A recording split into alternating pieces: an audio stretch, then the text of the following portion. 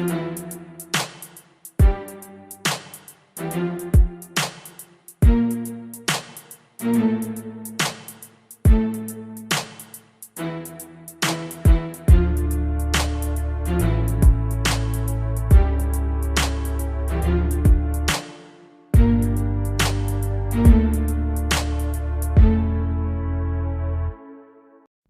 friends, welcome to the Strangers in Common podcast.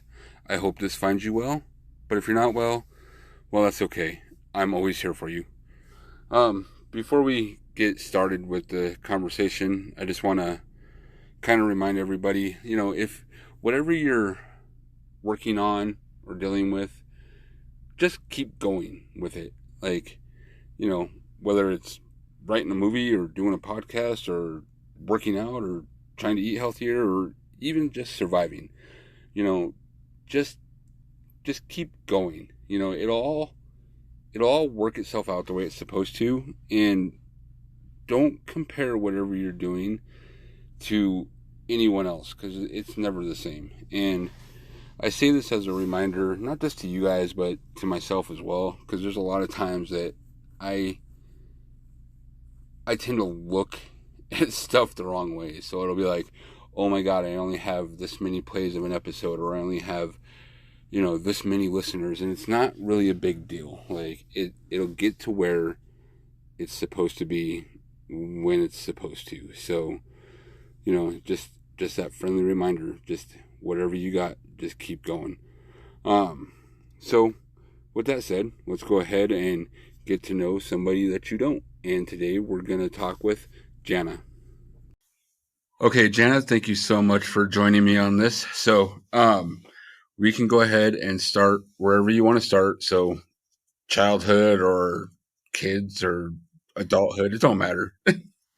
Okay, so I guess I'll just go with currently. Or introduce yourself or whatever you want to do. It's all good.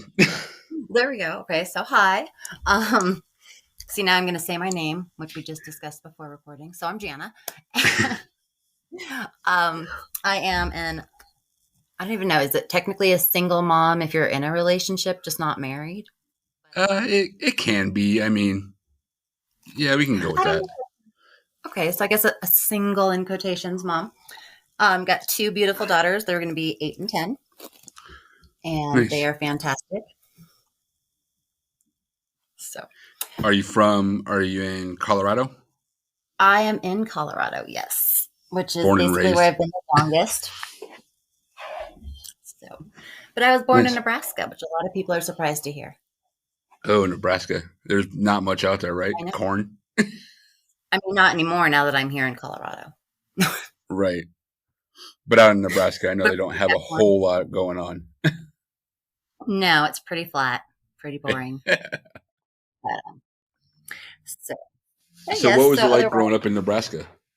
I don't really remember too much of that. I hear stories of apparently I survived a tornado while in a baby carrier on my mother while she was sucking water out of a basement. Oh, okay. Flooding. So that's about all that I have for you on Nebraska. Other than that, it's just periodic visits to see some family on my guy's side. Oh, okay. Gotcha. But we lived in Turkey, actually, after that. My dad was in the Air Force. So we moved all the way overseas, and we lived in Turkey for a good solid 3.5 or 4 years.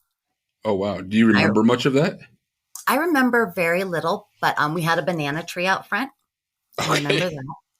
I remember my mom hated staying on the base, so we would always go off base, which was into the marketplace and whatnot. And my brother and I have an older brother and a younger sister, but my older brother and I were both very tow-headed blonde children, and apparently that's very rare. So we'd have strangers that would come up and just constantly rub our hair for good luck. Oh. I remember kicking a guy for doing that. I got sick of it. Kicked him, yelled at him, said "yok," which means no in Turkish. So there we go. Lesson. Oh, nice. But yeah, then we moved over to Colorado and basically been here ever since. So was it just kind of those couple moves, or was there more than that? There would have been a lot more for my parents and everything. For me, not so much. We moved when we came over to Colorado. We were at Lowry, the Air Force Base, before that one got tore down. And then basically it was 92, I want to say, is when my dad bought the house that he's in still. Gotcha. So how was it growing up as a military kid? Because I have no experience with that whatsoever. Okay, so I don't remember again too much, unfortunately.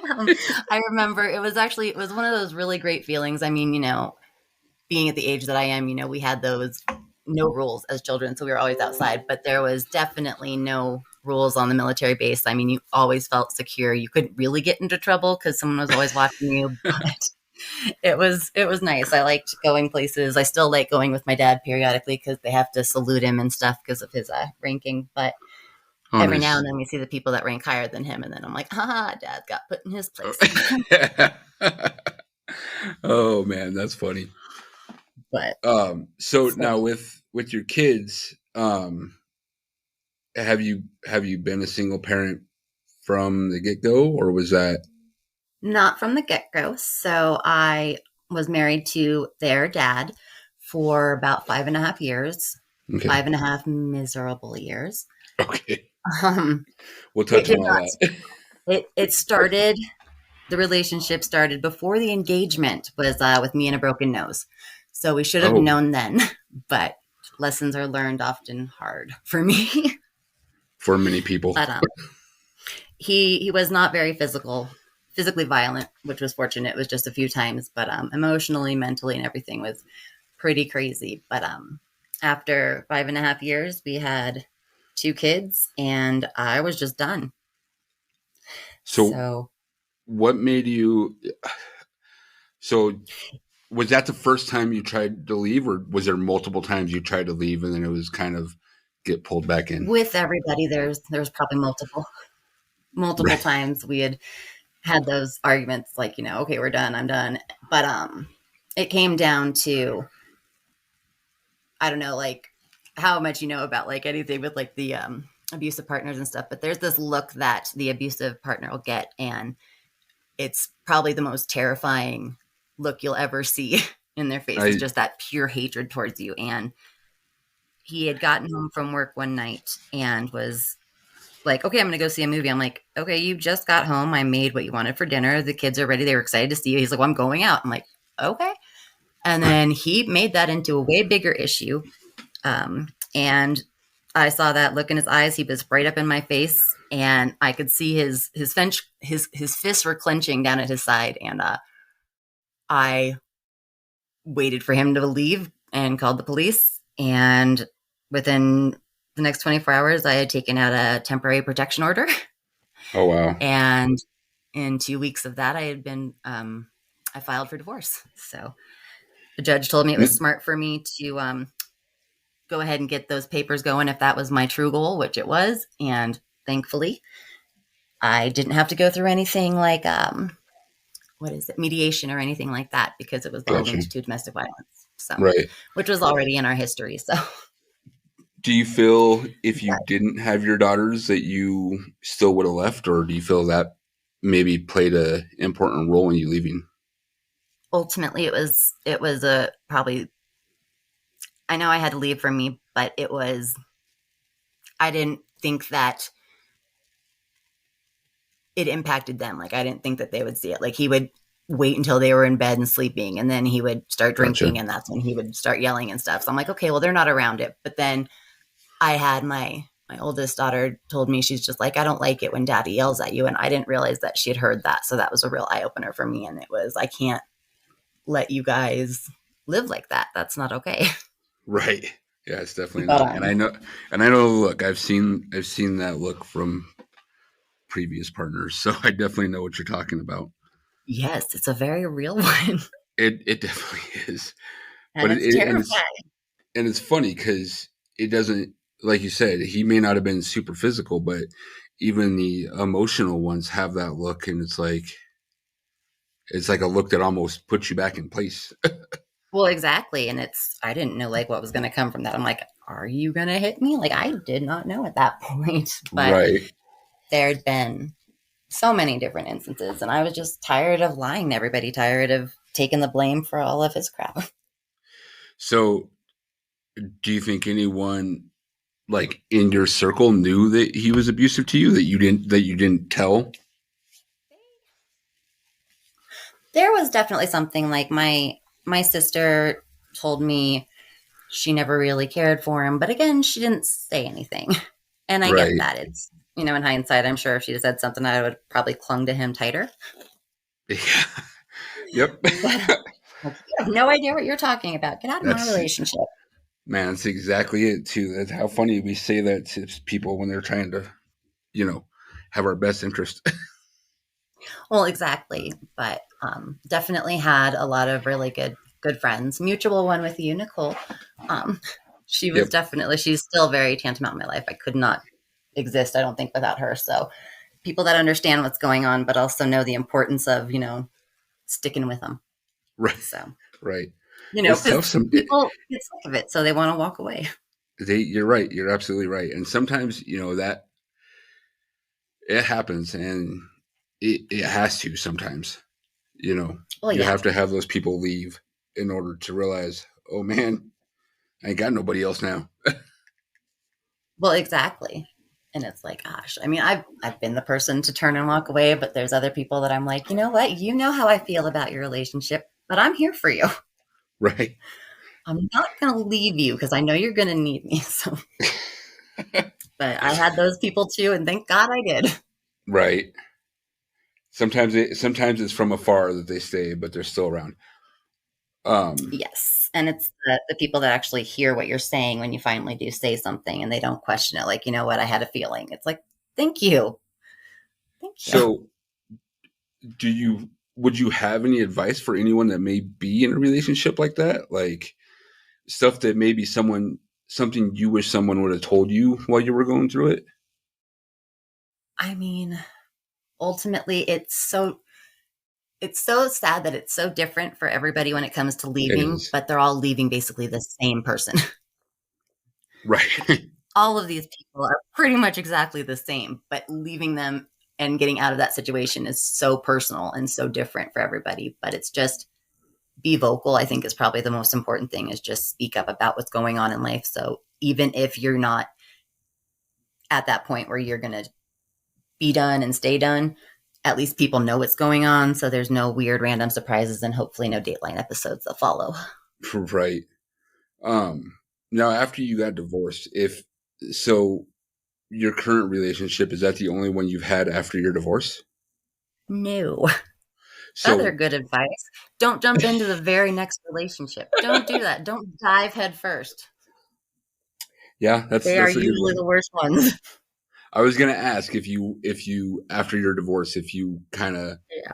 maybe not sought out, but unconsciously Well, found the same type of person. no, not the same type of person. So this had been the person I had become involved with, had been one of my close friends for over a decade, Oh and wow. thought that I knew them really well. I mean, I was close with their daughter and everything. I even asked their daughter if they were okay with me dating their dad, and they're like, "Yeah, no, that'd be great." And things were good until I got pregnant. Oh, And then I don't know, he just acted like I didn't exist. And the biggest issue, and I can laugh about it now, is he was offended that I took a pregnancy test in Aurora. He lived in Colorado Springs. I didn't take a pregnancy test down there because I didn't have one. right. I took one up here, but he was mad that I did that without him. And that was the thing he kept going back to, was just, I still can't believe that you took a test without me. Like, did you want me to pee on a stick in front of you or what? Doesn't change the results, buddy. Right. It'll still come back. It'll still come back positive So, wherever you're at. so that was a big, big surprise. My youngest daughter, she came she was 37 weeks, but I started to develop preeclampsia, which is basically just the high blood pressure. So they wanted to induce me. And after that, they're like, Okay. maybe not have any more kids. Totally fine with that. That was great. Did not want any more. So this was a big, unexpected, not okay. And I dealt with a lot of challenges. There was a lot of stuff that was coming out in personal life. My mother was diagnosed with early onset Alzheimer's, dementia, and it was rapid progressing. And then, How of old was course, she? My mom, when that she happened? was, I want to say she was 67 when she passed away, and she died. I'm probably wrong on her age. I'm sorry, Mom. In my head, you're still 45. Right. But yeah, she passed away on September 11th, 2021. Okay. How old was she when she was diagnosed with the dementia?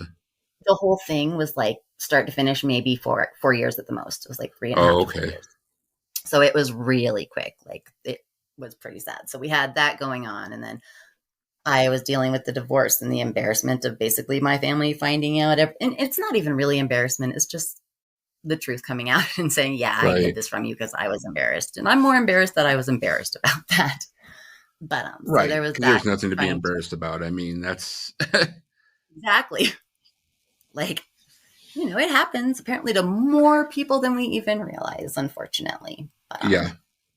so all of that, and then to end up pregnant with someone that's not the same person as my other two children. And I just was not sure there was also, with my mother's illness, there were fun truths coming out about her because she would forget who she was speaking to.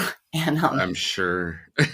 oh yeah, so their family secrets would come out and dealing with all of that. And so having to kind of not break down and totally lose my mind despite the surging hormones. But it took me until I hit my second trimester before I actually said anything to my family, like my dad and my sister, who are the two that live in state, so I'm closest with them.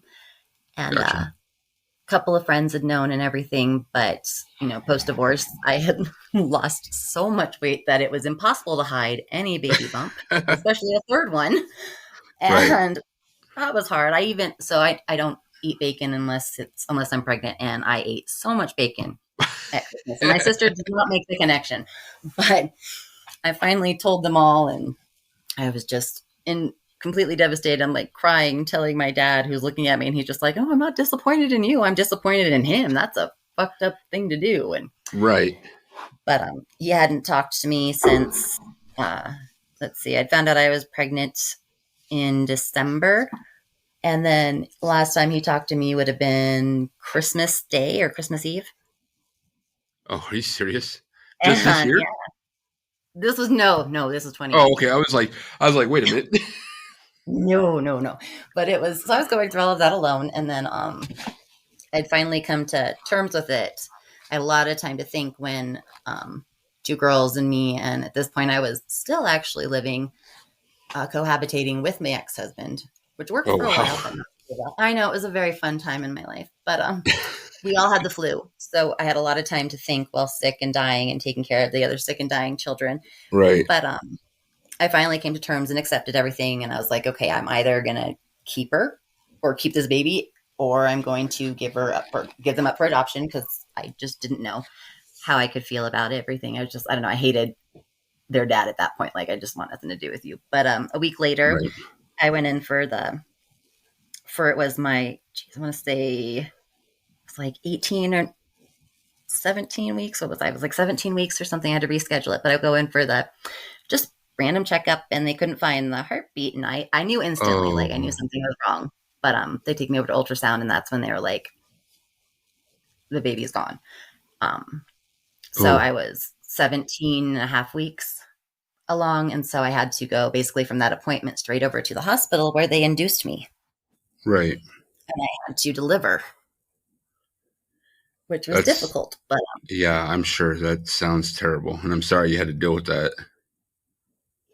I mean, I suck at dealing with things, but it was one of those things where it's like fate or something because there was just so much doubt around all of it. Like, I mean, at that point, I'd hated their dad, and it was a girl, a little baby girl, so a third girl, and I named her Right. Lincoln. I'll say her name, Okay. That's all right. like Lincoln Park, yes, and Nice. tiniest little thing ever, but it was. I just didn't know if I could love this child as much as I had hated her dad for basically like ghosting me to Right. the worst extremes. Yeah. Like he blocked me on everything. I couldn't even Google search this guy practically. Like, I mean, I was done. And Which is crazy for knowing someone for a decade to oh, be I able to do know that.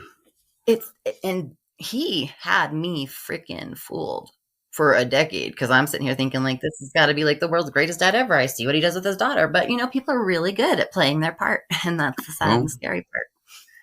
that they are. Plus, social media helps them make them look better than they are a lot of times. Social So, media is such a great thing, isn't it? yeah, Best well, invention we'll ever. we'll we'll go with something like that. Yeah, no sarcasm meant at all. No. Nah. But then after all of that, I had um branched out, kind of focused more on me. I did some therapy, which was really good. A Yes. lot of good stuff came from that. Basically, put in my place, grew up quite a bit, and got with the assistance of my father. He helped me get a house, and so I've got that. And the girls are with me, and they've been with me ever since I moved in here. They have not seen their biological father in going on 3.5 years now. Oh wow. He chooses not to be a part of their lives and blames it on me. Yeah, that's usually So, easier but for been someone in a to pass the relationship buck. now with my guy. Wonderful. We apparently had like mutual friends, but didn't really realize that sort of. I think it was like mutual friends of mutual friends, sort of a weird backway connection. But met him, and he's fantastic. He's just everything that I've never been with. It's exactly what I needed to be with. So he's been here through all sorts of crazy stuff. He got looped into being a spur of the moment pallbearer at my mother's funeral, having never Oh, really met the woman. We've just lost his father. Um, and so we've been through deaths of parents. My youngest daughter was diagnosed with leukemia ooh, almost 2 years ago. She's doing fantastic. So before we have the oh no, she's yeah. doing phenomenally. But it was a crazy time. I mean, she just kind of collapsed one day, and it was oh my god, call 911. And spur of the moment split decision, like I don't know, do I go with this daughter or do I stay with my other daughter who is standing at the top of the stairs panicking, or do I go with the one that blacked out now, not knowing what's going on? And he hopped in the ambulance, no questions asked, and went with her. And then once diagnosis came through, he I just kind of looked at him and I'm like, look, no one signs up for this. And you've got a very easy out right now. I don't expect you to stick through this. And he told me to shut the fuck up. Sorry if I can't swear, but You can swear. I don't care. shut the fuck up. I'm here. So, and that was basically the last of it. And he's been here ever since. Apparently the That kids, they still refer to him by his first name. So, but when they introduce him, they're just like, this is so and so. And it's like, oh, my stepdad, or he's kind of like my dad. right.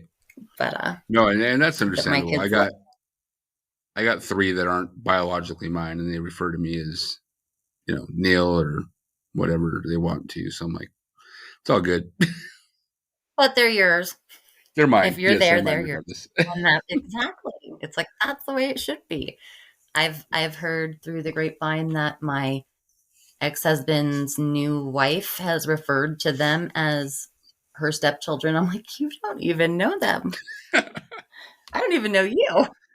They don't Right. even know about you. I'm like, wow, okay.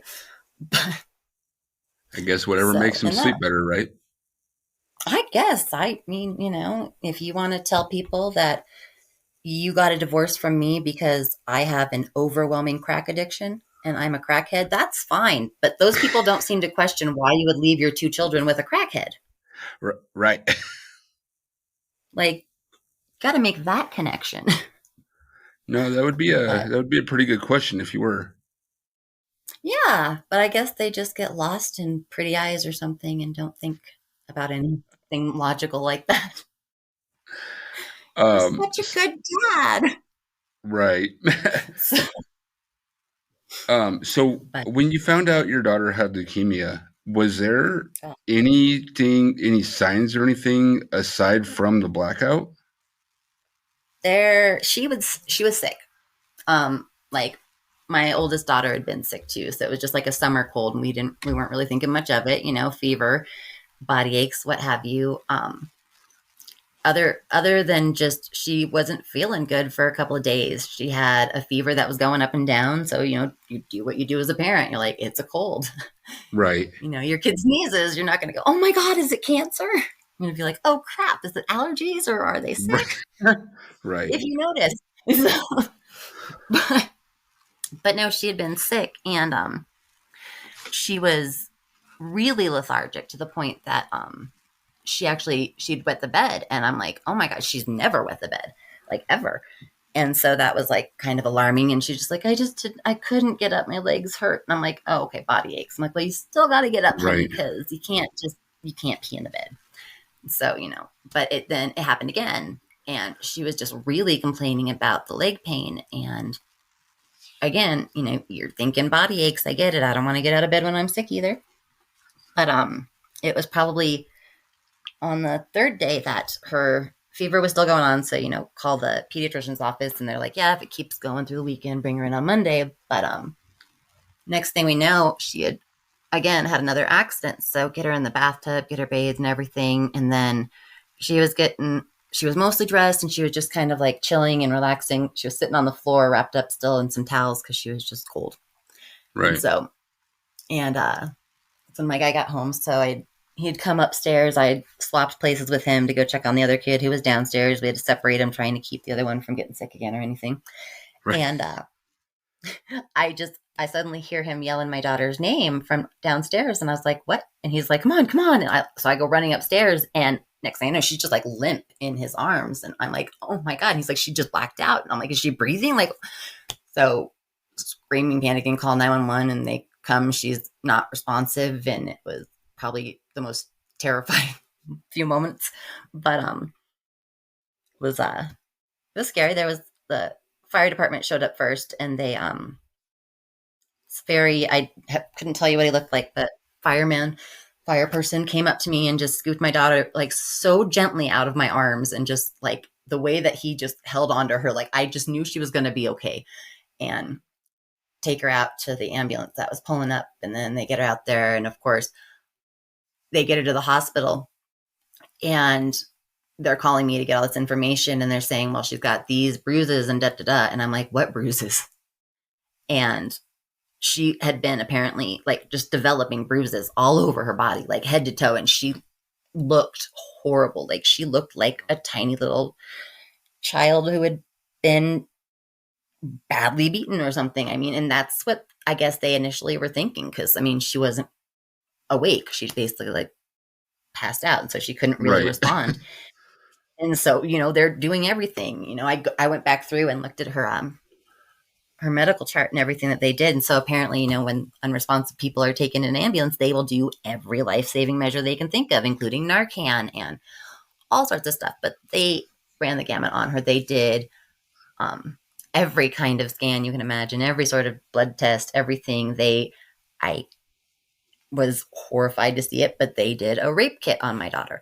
They wanted to find anything else wrong with her, I feel like, than to say it was cancer.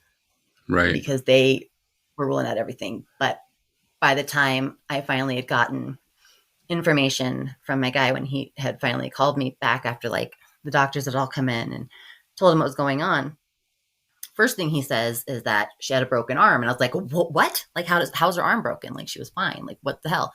And then they're like, I think she might have a spinal fracture. And again, I'm like, what the hell happened to this kid? Like, oh my God. And while he's telling me this, I'm in tears and it's like 2 a.m. and I have 3 detectives in my house, not knowing really why they're there. But I realize that in hindsight, they were there, just in case they had to arrest me. But they're there and they're listening to me gasping over these things like, oh my God, a broken spine. And they're like 3 heads jerked towards me. Right. And then I had a crime scene investigator walking around taking pictures of the entire house. And I'm like, just don't wake up my oldest daughter. She's sleeping in my room. And then he tells me that I'm like, I'm waiting for anything. He's just like, it's leukemia. And he could barely get that one out. It was like a gulp almost. But that almost knocked me to my knees. Cause I mean, you hear leukemia ever and you're just like, oh my God, like that's it. Like oh my God. Like, I don't Right. know how to respond to that. That's what I believe to be a death sentence. But it's apparently not any longer, not for children, especially in her age bracket. But it's actually like a something super ridiculously awesome, like 96 to 98% survival rate now, Oh, nice. which is awesome. Yeah. I knew a kid who was about my daughter's age when I was that age, and he had passed away from that exact thing. So, but her treatment's been incredible. But I mean, just it was insane. And it turns out that all of her bruising and the broken bones and everything was actually because of the leukemia. And we're like, but how did that happen? So they're like, it could have been anything. She could have 2 or 3 months prior to her diagnosis bumped her arm playing and not even gotten an exterior bruise from it. But because the leukemia was already in her bone marrow, it would have basically just been festering. And so she's developing this bruise on the inside, not even knowing it. So a sneeze basically could have caused that bone to basically, that weakened Oh. bone to break. And then all of that disease just goes haywire through the bloodstream, causing all of the bruises and Oh, everything. Like, wow. once you understand it, it's like, okay, so that's how that happens. So we still don't know whatever could have caused the arm fracture. Like, we don't know. They just keep giving us different examples. Like, it could have been a bump on the arm or anything. We don't know. Right. But Could have been literally anything at that point. yeah, and it was scary. And then she had so my daughter does not like to say when things are wrong. We really had to impress upon her the importance of telling us when something's not feeling right, so that way we know, because we have to let the doctors know. But Right. because it's just like, how are you feeling? Oh, I'm good. Okay, but are you really good, or are you good because you don't want to go to the hospital? These kind Right. of things. And she I lost my train of thought, which happens a lot. But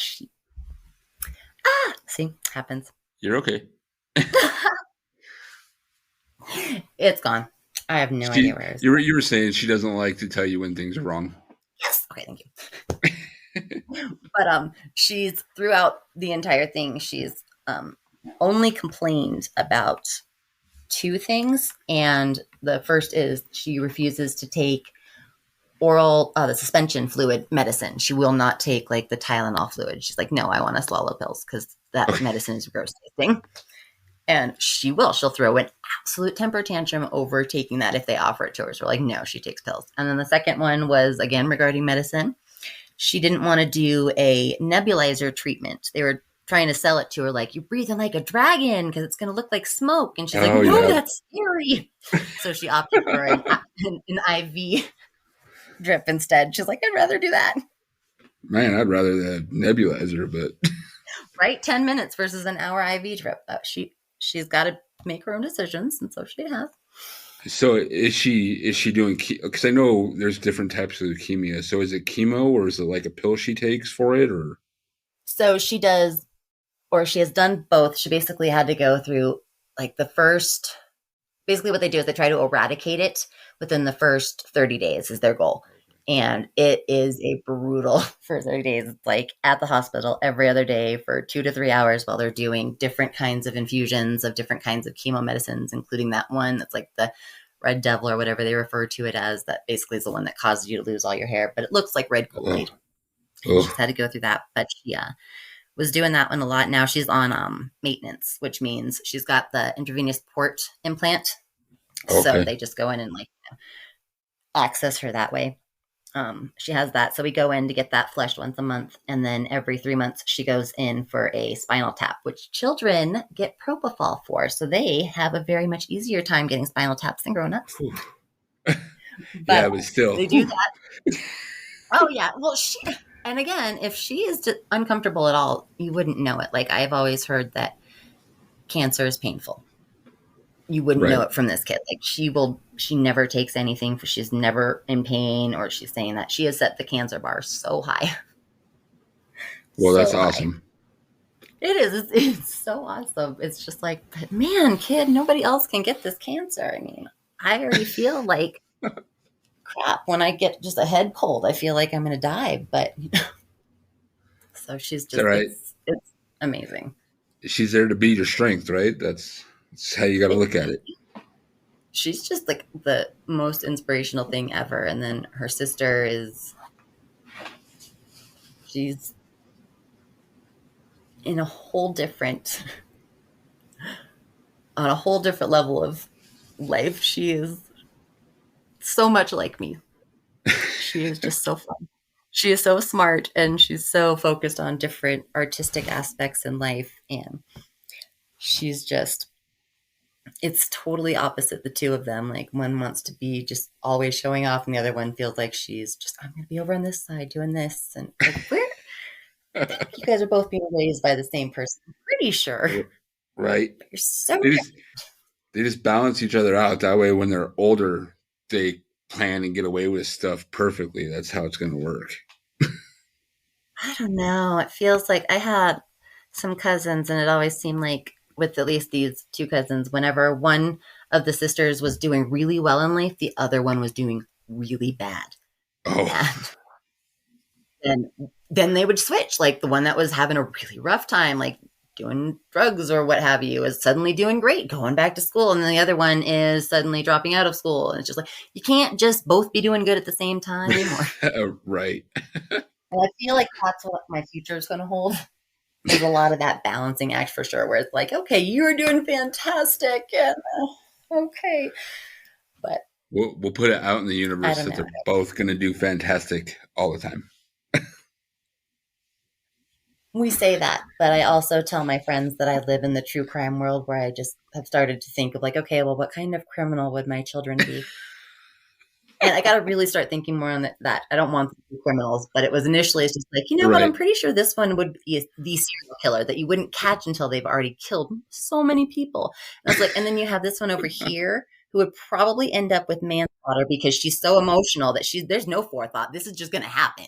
Right. So now I'm like, let's just go more into the criminal world and not make my kids murderers. Right. But if you knew me, you know that that's horrid humor. It's all right. It's how we all work, so it's But all good. yes, no, it's been an interesting ride. So Um, circling back to your mom real quick, because you said it was about the span yeah. of 4 years that progressed.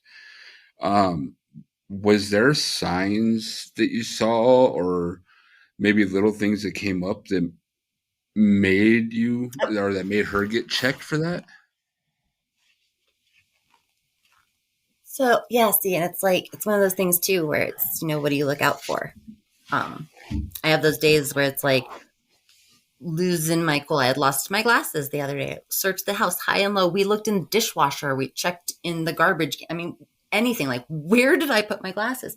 Well, I Right. just happened to like hide them very well against my daughter's clock with the glasses right against the glass of their clock. So Oh, there was no hope of seeing it. Like I just randomly saw them. So I was like, okay, so, but is this stress or is this Alzheimer's? Because I've had friends of my mom say that like, she knew pretty early on that something was wrong. And I don't know if that's accurate or not because my mom was always very she was a hypochondriac a lot. She would once the internet okay. came out, she was big on googling her symptoms. But Oh, she oh yeah, no, everything was googled.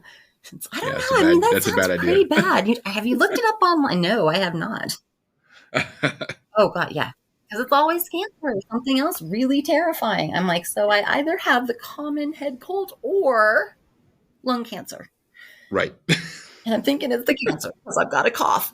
Um, but no, she would like to look that kind of stuff up. She used to always have like little herbalist medicinal books and stuff like that. She'd have all sorts of random crap that she'd read up on and she'd know about all this stuff. But she was really convinced that something was wrong and she kept getting tested for stuff, again, hypochondriac. And ultimately they found out she had a parathyroid issue, which is what regulates your calcium. Okay. And she ended up going and finding like the best doctor or surgeon for that to have that taken care of. And they removed like all but half of one. And I don't know if this contributed to her symptoms or anything like that, but they have you taking calcium like supplements to help your body regulate and get used to only having like whatever amount of parathyroid you have left. And so once your body's regulated, because it'll adjust and it'll learn to work with what it's got, then you can stop taking all these different supplements. My mom never did. She kept Oh, I taking see. like so much calcium to the point that she would complain about like body aches. And we're like, you're probably calcifying yourself here. Like you're turning yourself into a fossil. You're taking so much calcium. And she was very adamant that we didn't know what we were talking about. Did I lose This is you? what the doctor told her.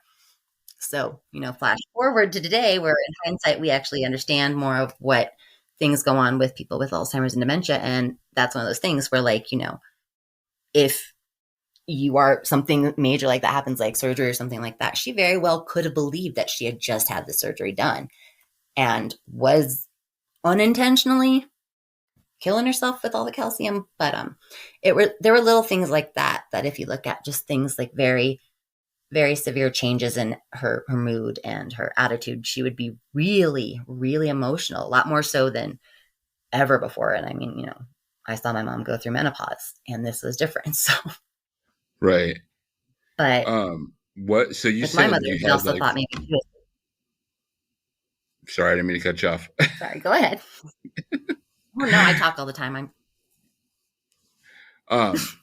So you But what were said you you saying? had some family secrets that came out with the Alzheimer's. So what was that shocked you that came out? Yeah.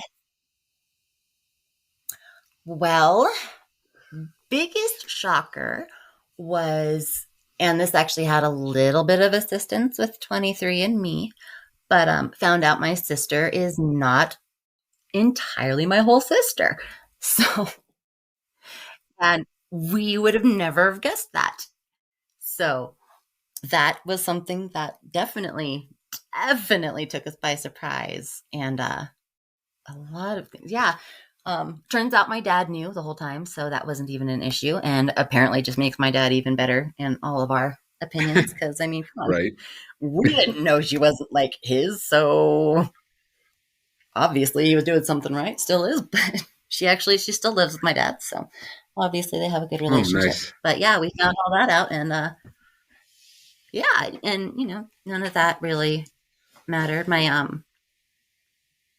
with my mother and everything, like with the Alzheimer's, more family secrets that came out. Again, I guess they're not really, they're family secrets, but I guess it all kind of pertains to my sister. But my sister finally felt safe enough to come out once my mom was diagnosed and couldn't really argue with her as a mother, which was really upsetting to hear, Right. but also something that I think I always knew. I knew that one. I didn't know that she wasn't 100% biologically my sister. But again, she's still my sister, so none of that changed. But it's and just everything that came out was pretty crazy. We found out a lot of things that like my mother had done that in her political and religious beliefs are very opposite what you would expect, especially with the way that she pounded those things into our brains.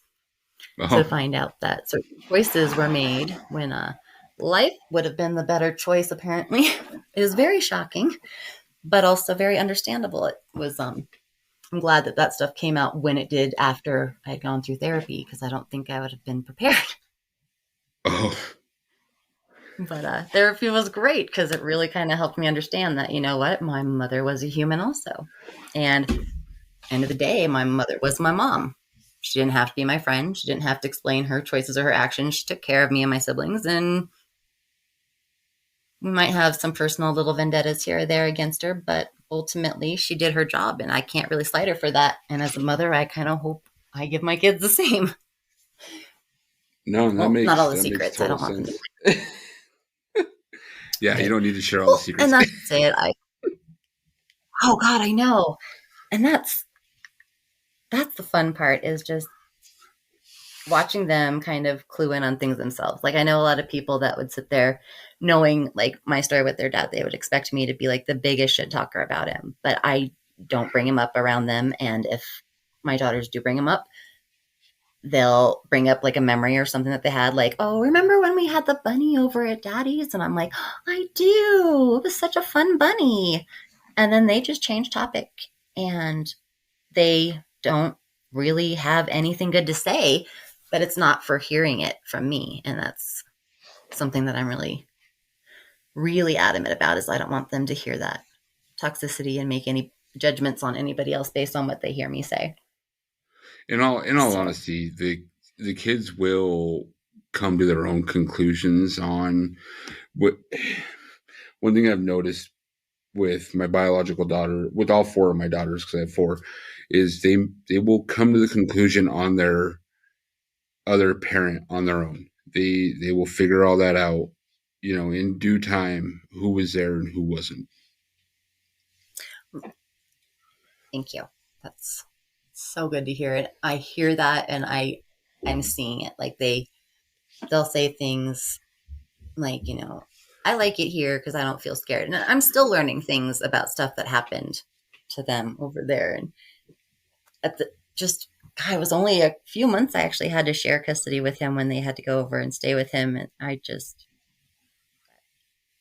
it's it's not fun. They had to go through a lot, and I didn't realize how much it impacted them. And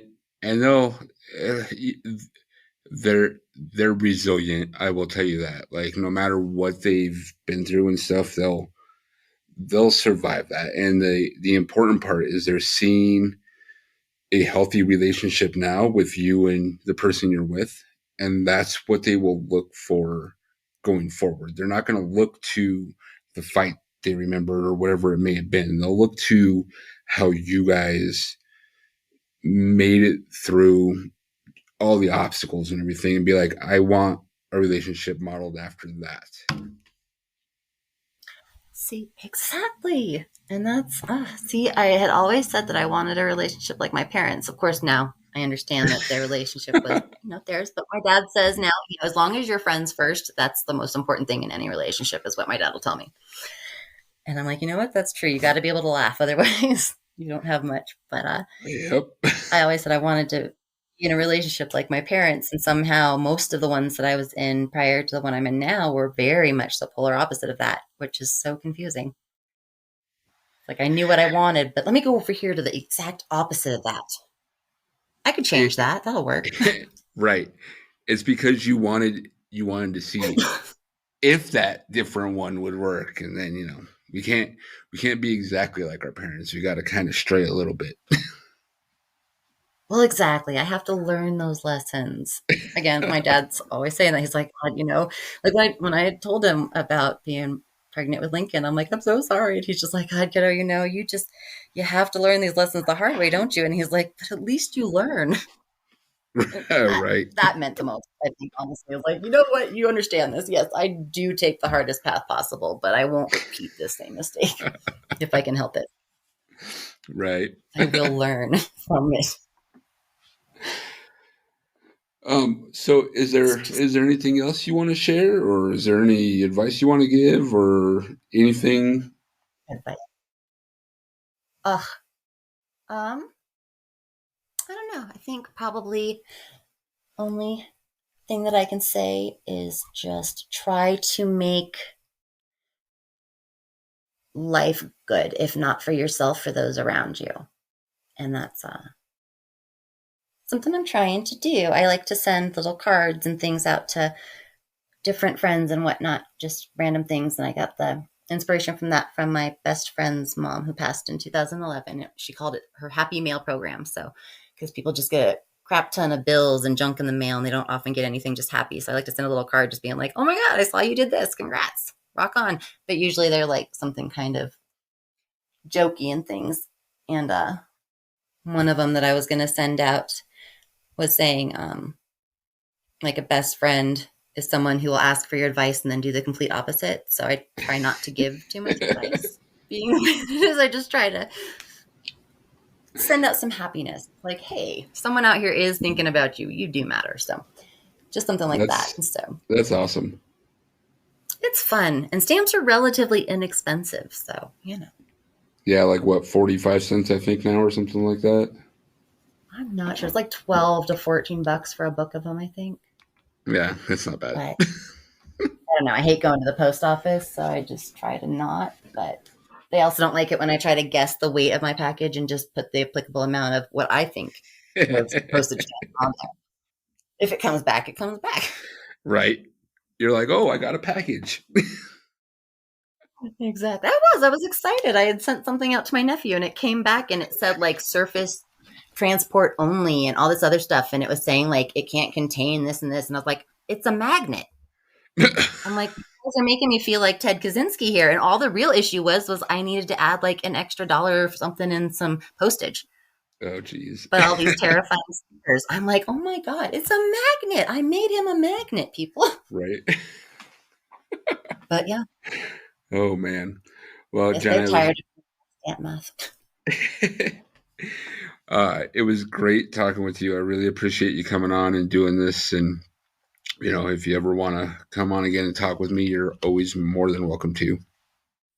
Well, you know, I just might, especially since coming up, hopefully this October, we've been told that Jensen should be ringing the bell. And if that means anything to anybody listening, it's a cancer thing. That's when you basically hit that. It's not really remission with leukemia, but that's when you kind of just monitor. So she should be hitting that in October. So, well, if she does, then I'm definitely going to bring you on just to tell everybody that she did. She's so ringing it. Have to like hit a sound bite and be like, "Here it is. She's ringing the bell." That's what we got to do. That's what we'll do. So it's going to be. I'll go ahead and let you go for now, and then we'll talk to you soon. Okay. Well, thank you so much. It was good talking to you. Thank you. Bye. Okay, well, thanks so much for listening to this episode. Remember to follow me on the socials. It's Sticko Podcast on Facebook, Twitter, and Instagram. Like and subscribe wherever you listen to the podcast. It definitely helps me out. And if you want, you could always shoot me an email at stickopodcast@gmail.com. I'm still looking for, you know, the best advice you guys got. If you could send me videos, however you got to get them to me. I don't have a ton, but, you know, we'll keep plugging away at it till we get them.